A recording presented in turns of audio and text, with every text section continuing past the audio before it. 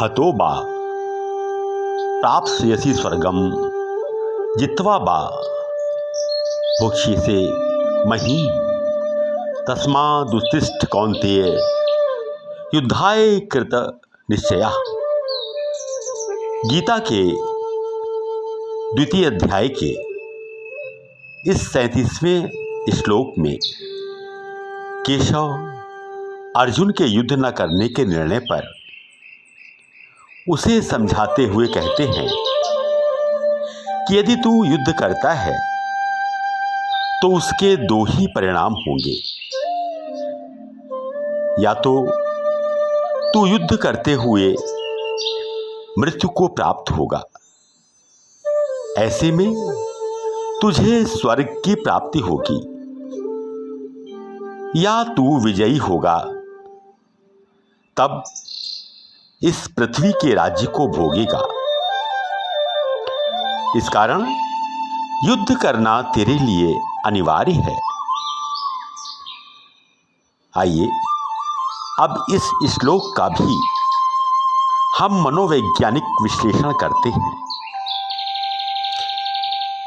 हम विचार करें तो यह स्वतः ही स्पष्ट हो जाएगा कि किसी भी परिस्थिति का जब हम सामना करते हैं तो उसके दो ही परिणाम निकलते हैं, विजय अथवा पराजय। कृष्ण कहते हैं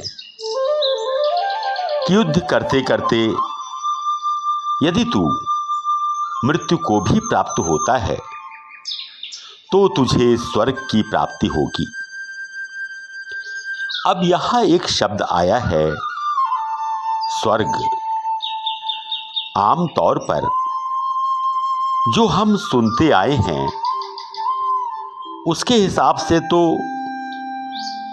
स्वर्ग का एक ही अर्थ है, कोई ऐसा स्थान जहां सुख के सारे साधन उपलब्ध हो, आनंद ही आनंद हो। यह वर्णन लगभग हर धर्म के लोगों के द्वारा किया जाता रहा है, किंतु क्या कोई आज तक दावा कर पाया है कि किसी ने भी ऐसे स्वर्ग को देखा या भोगा है? किसी भी पंडित, पादरी, मुल्ला आदि से पूछकर देखें, उत्तर नकारात्मक ही मिलेगा। यहां प्रश्न उठता है कि फिर कृष्ण जैसे तत्वज्ञानी ने स्वर्ग की बात क्यों की, इसका प्रलोभन क्यों दिया? सत्य यह है कि स्वर्ग कोई भौगोलिक स्थान नहीं है, यह तो हमारे मन की ही एक स्थिति है। यदि हमारे मन में आनंद की स्थिति है, किसी प्रकार का भय, शंका, आशंका, बैर भाव आदि नकारात्मक भाव नहीं है, अपनी स्थितियों से संतुष्टि का भाव है, किसी प्रकार का अवसाद मन में नहीं है, सत्य के प्रति स्वीकार्यता है, कोई हमारे साथ क्या व्यवहार करता है इसकी हमें कोई चिंता नहीं रहती। मन केवल सकारात्मक दिशा में ही कार्यरत रहता है। यदि यह सब कुछ है तो स्वर्ग हमारे अंदर है और इस स्वर्ग में हम हैं। मधुसूदन अर्जुन को इसी स्वर्ग की प्राप्ति की बात कह रहे हैं। किसी भी परिस्थिति का सामना करते हुए यदि आप अपनी पूर्ण निष्ठा से अपनी संपूर्ण शक्तियों के साथ संघर्षरत होते हैं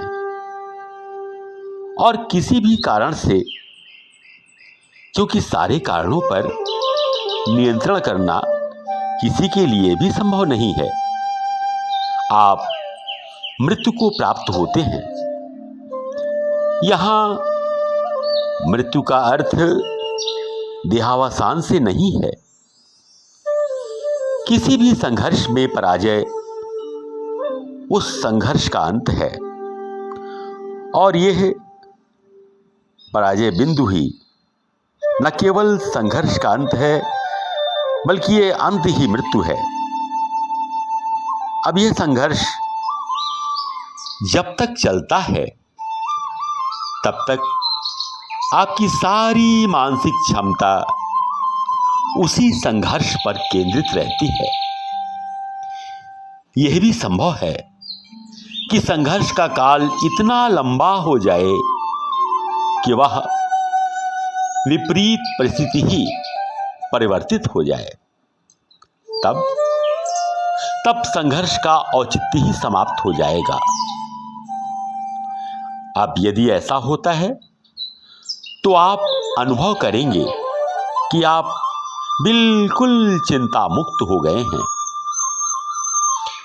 आपकी सारी मानसिक क्षमताएं निष्क्रिय अवस्था के आनंद को महसूस करेंगी।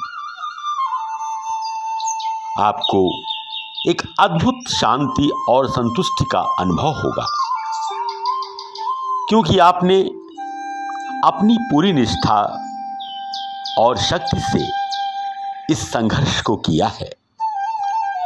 इस आनंद की स्थिति को ही केशव स्वर्ग की संज्ञा देते हैं। और यदि संघर्ष में आपकी विजय हुई, अर्थात परिस्थिति पर आपने अधिकार कर लिया, तब तो आप उसके फल को भोगेंगे ही। इसी स्थिति को कृष्ण पृथ्वी के राज्य को भोगने की संज्ञा देते हैं। पृथ्वी का अर्थ इस पृथ्वी अर्थात जमीन पर उपलब्ध सुख के साधनों से है।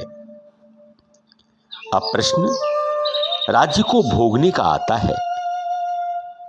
राज्य को भोगने वाला अर्थात